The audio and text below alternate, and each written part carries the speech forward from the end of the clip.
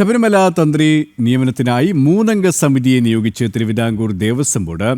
കണ്ഠരര് രാജീവരുടെ മകൻ ബ്രഹ്മദത്തിന് താന്ത്രിക രംഗത്തെ മികവുണ്ടോയെന്ന് സമിതി പരിശോധിക്കും.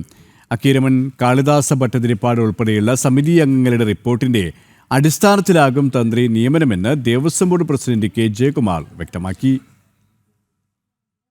ശബരിമലയിലെ തന്ത്രി നിയമനത്തിൽ തീരുമാനമെടുക്കുന്നതിനായി സമിതിയെ നിയോഗിച്ച് തിരുവിതാംകൂർ ദേവസ്വം ബോർഡ്. ഇന്ന് ചേർന്ന തിരുവിതാംകൂർ ദേവസ്വം ബോർഡ് യോഗത്തിലാണ് തീരുമാനമുണ്ടായത്. തന്ത്രി കണ്ഠരര് രാജീവരുടെ മകൻ ബ്രഹ്മദത്തിന് താന്ത്രിക രംഗത്ത് മികവുണ്ടോ എന്ന അക്കീരമൺ കാളിദാസ ഭട്ടതിരിപ്പാട് ഉൾപ്പെടെയുള്ള 3-അംഗ സമിതി പരിശോധിച്ചതിനു ശേഷം നൽകുന്ന റിപ്പോർട്ടിന്റെ അടിസ്ഥാനത്തിലായിരിക്കും തീരുമാനമുണ്ടാകുക എന്ന് Devaswom board president K Jayakumar പറഞ്ഞു.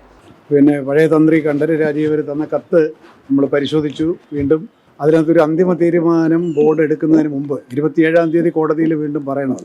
അതുകൊണ്ട് 26-ാം തീയതി അത് തീരുമാനിക്കും. എന്നാൽ അതിനു മുൻപ് ഒരു 3 തലമുതിർന്ന തന്ത്രിമാരുടെ ഒരു ചെറിയൊരു സമിതി രൂപീകരിച്ചിട്ടുണ്ടെന്ന്. അവരുമായിട്ട് നാളെ പ്രസിഡന്റ് എന്നുള്ള നിലയ്ക്ക് ഞാൻ ആശയവിനിമയം നടത്തി തീരുമാനം എടുക്കുന്നതിലേക്ക് ബോർഡിനെ സജ്ജമാക്കാനുള്ള ഒരു ആലോചന നാളെ നടത്തും. ആ സമിതി രാവിലെ അവരെല്ലാം ക്ഷണിച്ചിട്ടുണ്ട് 3 പേരെ. അവരിവിടെ വന്നു കഴിഞ്ഞാൽ നമ്മൾ ഈ എടുക്കാൻ പോകുന്ന തീരുമാനത്തിൻ്റെ വിവിധ വശങ്ങൾ അവരുമായിട്ടൊന്നൊരു ആശയവിനിമയം നടത്തിയതിനു ശേഷം ശനിയാഴ്ചയുള്ള ബോർഡിൽ തീരുമാനമെടുത്ത് തിങ്കളാഴ്ച കോടതി അറിയിക്കും. ശനിയാഴ്ച ചേരുന്ന തിരുവിതാംകൂർ ദേവസ്വം ബോർഡ് യോഗത്തിൽ ഇക്കാര്യം ചർച്ച ചെയ്ത് തീരുമാനമെടുത്തതിനു ശേഷം തിങ്കളാഴ്ച ഹൈക്കോടതി അറിയിക്കാനാണ് തീരുമാനം. അനാരോഗ്യം മൂലം തന്നെ തന്ത്രി സ്ഥാനത്ത് നിന്ന് ഒഴിവാക്കി മകൻ ബ്രഹ്മദത്തിന് ചുമതല നൽകണമെന്നാവശ്യപ്പെട്ട് നേരത്തെ കണ്ഠരര് രാജീവർ ദേവസ്വം ബോർഡിന് കത്ത് നൽകിയിരുന്നു. ജനം, തിരുവനന്തപുരം.